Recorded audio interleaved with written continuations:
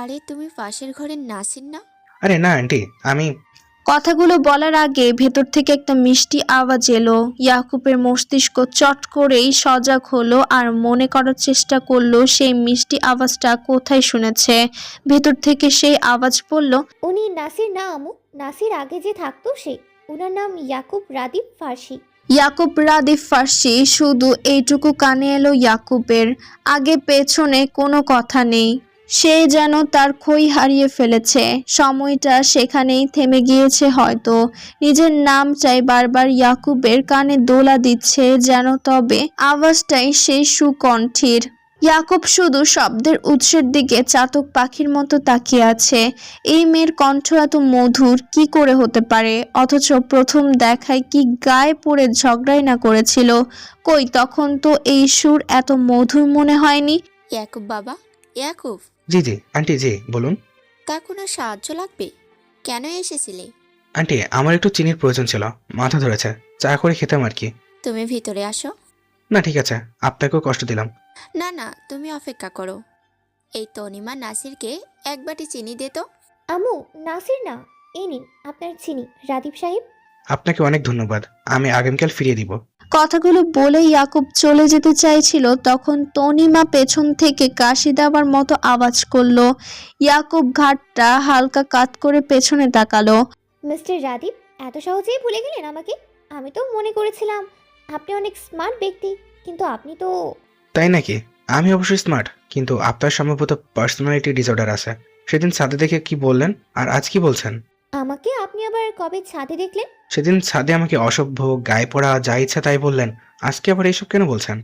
কথাগুলো বলতে বলতে ইয়াকুবের নাকের পাটা ফুলে উঠেছে। চোখ মুখের অবস্থা যেন দেখাই যাচ্ছে না। আমি তো এমন কিছুই বলিনি, শুধু শুধু অপবাদ দিচ্ছেন রাদীপ। আপনি বলেছেন। কবে? প্রমাণ কি? সেদিন বলেছেন, যেদিন আপনি ভেজা চুলে গোলাপি জামা গায়ে দাঁড়িয়েছিলেন, কিন্তু তারপরে আপনি আমায় চরিত্রহীন বলে। তাদের কথার মাঝে বাড়ির মালিক অর্থাৎ তনিমার বাবা সিঁড়ি দিয়ে উঠে এলো। লোকটা অনেক রাগী স্বভাবের। ইয়াকুবের দিকে তাকিয়ে একবার আগাগোড়া পরখ করে নিল, তারপর রাশভারী কণ্ঠে বলল, তুমি এত রাতে এখানে কি করো আম্মা? আব্বাজান, আমি। আঙ্কেল, আমি চিনি নিতে এসেছিলাম। তুমি এত রাতে চিনি দিয়ে কি করবে ছেলে? তখনই ভেতর থেকে হুবহু তনিমার মতো চেহারার একটা মেয়ে বেরিয়ে এলো। তাকে দেখে ইয়াকুবের কোটর থেকে চোখ বেরিয়ে যাবার উপক্রম হলো। এমনিতেই তনিমার বাবা মঞ্জুর সাহেব রেগেছিলেন। সেই মৃদু আগুনে ঘি ঢালার মতো কাজ করলো তানিশার একটা কথা। আরে ছাদে দেখা সেই লোকটা না, যে গায়ে পড়ে মেয়েদের সাথে ফ্লার্ট করে? ইসমা মনোযোগ দিয়ে পোস্টটা পড়ছে। পোস্টটা পড়ার সময় তার অজান্তেই তার মুখভঙ্গি পরিবর্তন হচ্ছে। পোস্টের লেখাটা ছিল কিছুটা এমন। প্রথমেই আপনাকে অনেক অনেক ধন্যবাদ দিতে চাই আফনান ভাই, এতগুলো চকলেট দেওয়ার জন্য। যদিও পুরোটা আমি খেয়ে শেষ করতে পারিনি, আর আমি একা খাবও না, তবুও আপনাকে অনেক ধন্যবাদ। আসলে আপনার মতো কিছু মানুষদের উৎসাহেই আমি আজকে এত ভালো ফলাফল করতে পেরেছি। আসলে আমি খুবই অবাক হয়েছিলাম রেজাল্টের পর মুহূর্তেই আপনাকে গেটের সামনে দেখে। এতগুলো চকলেট, তাও আবার আমার রেজাল্টের পরপরই। আপনার থেকেই আমি প্রথম উপহার পেয়েছি। এর আগে আমাকে কেউ এমনভাবে উৎসাহিত বা অনুপ্রাণিত করেনি। আপনি সবগুলো আমার পছন্দের চকলেট দিয়েছেন, যার জন্য আরও একবার ধন্যবাদ। রেজাল্টের পরবর্তীতে আমার এ পর্যন্ত পাওয়া সবচেয়ে বড় সারপ্রাইজ ছিল আপনার আগমন। হয়তো চকলেটগুলোর অনেকের কাছে খুব সামান্য, তবে এটা আমার কাছে অসামান্য বটে। আপনার মতো শুভাকাঙ্ক্ষী সবার জীবনে থাকুক। ইসমাম দেখলো সেখানে 4-5টা চকলেট বক্সের ছবি। ইসমাম আজরার আইডিতে প্রবেশ করে। আইডিতে তেমন নজরকাড়া কিছু খুঁজে পেল না, এই চকলেটের ছবিগুলো ছাড়া। সবই ফুল, লতা পাতা আর প্রকৃতি প্রাণীর ছবি।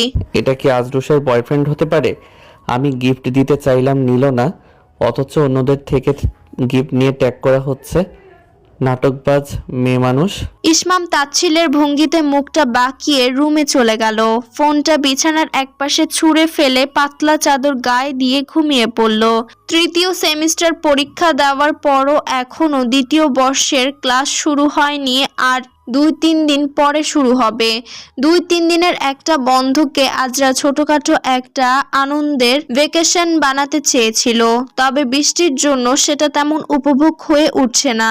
সারা রাস্তায় হাঁটু জল আর সাথে কাদার ছড়াছড়ি, আর ইটের টুকরোগুলো মাংসের তরকারিতে থাকা এলাচের মতোই অকেজো। আজরা আরো ভয়ে আছে, কারণ তার কথায় কথায় আছের খাবার অভ্যেস আছে, যার জন্য ভুলেও সে ছাদের দিকে পা বাড়াচ্ছে না। চুপচাপ ঘরে নিজের মতো মিষ্টি মেয়ে হয়ে বসে আছে। তবে আজকে সূর্য মামার মন ভালো, তাই তার কিরণ অনুভব করছে ধরণী। আজরা পর্দা খুলে দেখলো, না, সূর্য বেশ তেজ নিয়েই কিরণ দিচ্ছে আজ। আম্মু আম্মু আমি ফুপির বাসায় যাচ্ছি। নাবিল শার্টের বোতাম লাগিয়ে রুম থেকে বের হতে হতে বলল, ফুপির বাসায় গিয়ে ফুপিকে জ্বালাতন করে এই জলহস্তি। তুমি জানো ফুপির বাসায় সব খাবার শেষ হয়ে যাচ্ছে জলহস্তির কারণে। সে কি, তোকে কমপ্লেন করেছে ভাইয়া? উনি আমাকে কেন কমপ্লেন করবে? ফুপি হচ্ছে আমার নিজের মানুষ। তুই যদি সেখানে সব শেষ করে ফেলিস তারপরও তো সে মুখ দিয়ে কিছু বলবে না, কিন্তু আমাদের তো বোঝার ক্ষমতা আছে। এই যে সারাক্ষণ ফুপির কাছে গিয়ে তার বাসার ওটা ওটা খেয়ে খেয়ে বেড়াস। হ্যাঁ, মুখে বলতে পারি না বেচারি। ভালো হয়েছে তুমি খেও না, তাহলেই হবে। তোমার ভাগেটাও আমিই খাবো। এবার যাই। আচ্ছা ঠিক আছে মা, সাবধানে আর স্যার পড়িস না আবার। তোর ওকে ওগুলো বলতে এত আনন্দ লাগে কেন? তোমার তো ছোট ভাই বোন ছিল না আম্মু, তুমি সুযোগ হাতছাড়া করছো। আজরা ইসমামদের গেটের সামনে গেলে তার মাথায় কোথা থেকে এক গাধা পানি পড়ল। তারপরে উপরে তাকিয়ে দেখলো, আরে এইগুলো তো সেই জারুল ফুল গাছগুলো, আকার আয়তনে দ্বিগুণ হয়েছে। ভালো যত্ন পাচ্ছে হয়তো। ইস, ফুলগুলো দেখতে কি সুন্দর। অনেকগুলো থোকা থোকা লাল রঙের ফুল ফুটে আছে সেখানে। আজরা গেটের কড়া নাড়া দিয়েছে বলেই এমন হয়েছে। তবে আজরার আবার সেই জারুল ফুল নিতে গিয়ে তার সাথে হওয়া অপমানজনক ঘটনার কথা মনে পড়ে গেল। তাই সে ফুলগুলোকে একটা ভেঙচি কেটে তর্জনী উঁচু করে শাসিয়ে গেল। তার কর্মকাণ্ড বারান্দা থেকে দাঁড়িয়ে দাঁড়িয়ে ইসমাম দেখছিল। সে বুঝে পায় না এই মেয়ের মনে কি চলে। সকাল 11টা বাজে। আজরা ভেতরে প্রবেশের পরই তার ফুপিকে মিষ্টি সুরে ডাকে, কোথায় তুমি আমার ইরাবতী? আরে আমার কলিজাটা এসেছে, আয় বস এখানে। আমি কিন্তু কিছু খেতে আসিনি। নাবিল ভাইয়া বলল আমি নাকি তোমাদের খাবার খেয়ে খেয়ে সব শেষ করে দিচ্ছি। আমি এমনি তোমাকে দেখতে এলাম, সানার সাথেও গল্প করব। ও এ কথা বলেছে? ওকে আমার কাছে ধরে নিয়ে আসিস, কানটা মুছড়ে দেব। সিঙ্গারা ভাজা হচ্ছে, সবাই মিলে খাবো আয়। এই নাজিফা, সিঙ্গারা নিয়ে আয় জলদি। নাজিফা সিঙ্গারা নিয়ে এলো। আজরা সানা মিলে একটা সিঙ্গারা মুখে দিয়েছে। তোমার হাতের রান্না, তোমার ওই হাতে একটা চুমুতেই। গালে দে, গালে দিতে হবে। তাদের কথার মাঝখানে সিঁড়ি দিয়ে ভারী পদক্ষেপ ফেলে নামলো ইসমাম। পরনে তার একটা শার্ট যা brown colour, navy blue trouser, চুলগুলো এলোমেলো, চোখে চশমা নেই। ইসমাম হাতে করে দুটো সিঙ্গারা নিয়ে বাগানের দিকে চলে গেল। কোনো কথা নেই, বার্তা নেই, যখন তখন যেখানে সেখানে নিজের মূল্যবান পঞ্চদেশ নিয়ে হাজির হবে। এমন ভাব দেখায় যেন কোন মহাদেশের সুলতান। তাদের কথার মাঝখানেই বাহিরে থেকে তাদের কাজের মেয়ে আজরাকে বলল কে যেন ডাকছে। আজরা বাহিরের গেটের কাছে গিয়ে কাউকে দেখতে পেল না, শুধু দেখলো সেখানে একটা কালো রঙের চকচকে বাইক দাঁড় করানো। কেউ তো নেই। আজরা চোখ ঘষতে লাগলো। এমনি বৃষ্টি হয়েছে এই কয়দিন, রাস্তায় কাদামাটির সুন্দর একটা গন্ধ আসছে, তবে চারিদিকে একটা হালকা হাওয়া বইছে। হঠাৎ করে সূর্য মামার রাগটা যেন কোথাও উদাও হয়ে গিয়েছে, সাথে একটা হিমশীতল বাতাস আর আখিতে প্রশান্তি দানকারী আলো। আজরা দু হাতে একটু গা ঘষে নিল, আবার এদিক ওদিক তাকালো।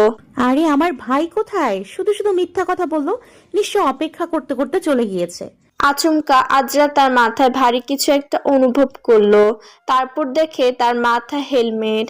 পেছনে তাকিয়ে দেখলো ইসমাম। আরে ইসমাম ভাই, কি করছেন? তুমি আমার সাথে যাচ্ছ? কোনো জায়গায় যাচ্ছি না, আমি আপনার সাথে কোথাও যাব না। তুমি যাবে আজরুশ? আমাকে যেতেই হবে, জোর করবেন নাকি? হ্যাঁ, জোর করব। ইসমাম আজরার বাহু ধরে টেনে তাকে মোটরসাইকেলের কাছে নিয়ে গেল। আজরা ছাড়ানোর জন্য হাত নাড়াচ্ছে। আমাকে দেখলে ভয় পাও না তুমি? আমি কেন ভয় পাবো? আমি কি ছোট বাচ্চা নাকি? তুমি একটা বাচ্চা, কিন্তু তাও বলবো আপনার সাথে কোথাও যাব না। তোমাকে যেতে হবেই। এই কথা বলেই ইসমাম আজরাকে ঠেলে উঠিয়ে দিল আর ঠাস করে মোটরসাইকেলের উপর বসালো। তাড়াতাড়ি সেটা স্টার্ট করলো। আমাকে শক্ত করে ধরো, যাতে রাস্তায় পড়ে না যাও। কি শুরু করেছেন? আম্মু আর ফুপিকে কিছু বলে আসিনি। নামান, পরে পড়ে যাব তো। তোমার অত চিন্তা করতে হবে না, সবকিছু ঠিক জায়গাতে সেট করা হয়ে গিয়েছে। এখন শুধু তুমি আমার কথা মতো যাবে। আসলে ইসমাম মোটরসাইকেল স্টার্ট দিয়েছে। আজরা কিছু বলতে যেত, কিন্তু নিজেকে সামলে নিতে ইসমামের পিঠের দিকে শার্ট খামচে ধরলো। আপনি আমাকে কোথায় নিয়ে যাচ্ছেন ইসমাম ভাই? আমাকে আবার গুমটুম করে মেরে ফেলে দেবেন আপনার সাথে বেয়াদবি করেছি বলে? সরি, আর বিরক্ত করব না, প্লিজ। আপনি বাইক থামান। এমনিতেই রাস্তা ভেজা, তার উপর পিচ্ছিল। আমি মরলে ভালো মতো মরতে চাই। এত স্পিডে চালাচ্ছেন কেন? এটা ঠিকঠাক স্পিডে চলছে, আর তুমি এখন চুপ না থাকলে আমি সত্যিই তোমার অবস্থা খারাপ করব। একদম চুপ করে বসে থাকো, একটা কথাও বলবে না। শুধু সময়টা খুব উপভোগ করো আজরুশ। আজরা খেয়াল করে দেখলো ঠান্ডা বাতাস তার শরীরটা জুড়িয়ে দিচ্ছে। কে জানে সময়টা হঠাৎ করে তার কাছে এত ভালো লাগতে শুরু করলো কেন। আশেপাশে থেকে ভেজা মাটির সুন্দর একটা গন্ধ আসছে। প্রতি বৃষ্টির পর এমন সুন্দর সুগন্ধ পাওয়া যায়। এই গন্ধটা কেন আসে বা এটার নামই বা কি আজরার অজানা। এখন মনে যে অনুভূতিটা হচ্ছে, এটার নাম আর ভাবও অজানা। আজরা বলতে পারবে না তার ঠিক কেমন ভালো লাগছে, তাও বলতে হবে তার খারাপ লাগছে না। ইসমাম সাই সাই করে বাইক চালিয়ে যাচ্ছে। আজরার মনে হচ্ছে গাছগুলো তার সাথে অদৃশ্য হাওয়ার প্রতিযোগিতায় মত্ত। ঠান্ডা বাতাস গায়ে লাগলেও হেলমেটের জন্য মুখে লাগছে না। মুখটা ক্রমাগত উষ্ণ হয়ে যাচ্ছে। ইসমাম ভাই, হুম, ইসমাম ভাই, আপনি এত ভালো ছাত্র হলেন কি করে? পরীক্ষায় টুকলি করতেন নাকি? তোমার কি মনে হয় তোমাকে কেন কথায় কথায় প্রমাণ করতে হবে যে তুমি একটা স্টুপিড আর মাথা মোটা? মাঝে মাঝে স্মার্ট হওয়ার নাটকটাও তো করতে পারো। এইসব প্রশ্ন করার থেকে better we keep your mouth শাট। তার মানে আপনি করেছেন? কে সাহায্য করতো? মেয়ে ছিল নাকি? ইসমাম ভাই বলুন না কি করে টুকলি করে, আমিও তাহলে ভালো রেজাল্ট করতে পারবো। সেটা জানি না, তবে যে টুকলি করে তাকে শাস্তি কি করে দিতে হয় তা জানি। কি শাস্তি শুনতে চাও? না থাক। শোনো, সেটা আজরুশ হলে তাকে কষে এক থাপ্পড় দিতে হয়। আপনি মারবেন আমাকে? তোমার এমন কেন মনে হয়? তাদের কথা কাটাকাটির মাঝে ইসমাম জোরে বাইকে ব্রেক কষলো। আজরা কিছুটা সামনের দিকে ঝুঁকে গেল। দুপুর আনুমানিক 1:30টার সময় মোটরসাইকেল একটা জায়গায় থামে। না, খারাপ না, জায়গাটা বেশ নিরিবিলি আর সুন্দর। কিছুটা গ্রামের দিক মনে হচ্ছে। এটা আবার কোথায়? আপনি আমাকে এখানে কেন এনেছেন? এটা কোন জায়গা? ইসমাম আজরার ঠোঁটে আঙ্গুল রেখে বলে, হুশ, বাচ্চাদের এত কথা বলতে হয় না। আপনার হাতে ময়লা, নোংরা লোক। ইসমাম আর কথা না বাড়িয়ে আজরার হাত ধরে টেনে নিয়ে গেল। জায়গাটা একটা রেস্ট হাউসের মতো হবে। হয়তো কোনো বড় লোক শখের বশে বাড়িটা নির্মাণ করেছিলেন, কিন্তু এখন তার থেকে উপার্জনও করছেন।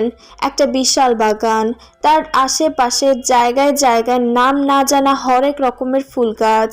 বাগানে পুকুরের ধারে কিছু উজ্জ্বল সাদার রাজহাঁস খেলা করছে। তার সামনেই একটা দোলনা, যার লোহার শিকলের ফাঁকে ফাঁকে নাম না জানা কোনো এক লতা প্রতিনিয়ত নিজেকে জড়িয়ে চলেছে, আর নিজের বিশালতর রূপের মোহে সবাইকে আকৃষ্ট করছে। দোলনাটা সবার বসার স্থান, যা প্রয়োজন, কিন্তু সবার দৃষ্টি নিবদ্ধ থাকবে সেই নাম জানা লতার পানে, কারণ তা চোখের প্রশান্তি। থাক না, তার নামটা অজানা, কি ক্ষতি হয়েছে তাতে? সৌন্দর্যকে কি সবসময় একটা নামের বেড়াজালে বেঁধে দেওয়া যায়? বেঁধে দিলেও তার পরিপূর্ণ সৌন্দর্য প্রকাশের প্রতিবন্ধকতা সৃষ্টি করে। আজরার এইসব বেনামি ভাবনার মাঝে ইসমামের কণ্ঠটার ঝর্ণা হয়ে বেয়ে নিচে পড়ে যাওয়া পানির শব্দের মতোই মিষ্টি শোনা গেল। আজরা ঘোরে আবিষ্ট হয়ে আছে এখনো। এই আজরুশ, আজরুশ, অনেক সুন্দর দেখতে জায়গাটা। আপনার ওই প্যাঁচা মার্কা খোমার থেকে 1000 গুণ সুন্দর। এই কি ছেড়ে কি বলছো আজরুশ? ইসমাম ভাই, আমরা যদি যাওয়ার সময়ে এখান থেকে 2টো হাঁস চুরি করে নিয়ে যাই, তাহলে কেমন হবে? বাসায় গিয়ে আলু দিয়ে ঝোল খাওয়া যাবে। ওরা কি টের পাবে? সিরিয়াসলি আজরুশ, তুমি এখানে এসেও চুরির কথা বলছো? তোমাকে কি আমি সাধে চোর বলি?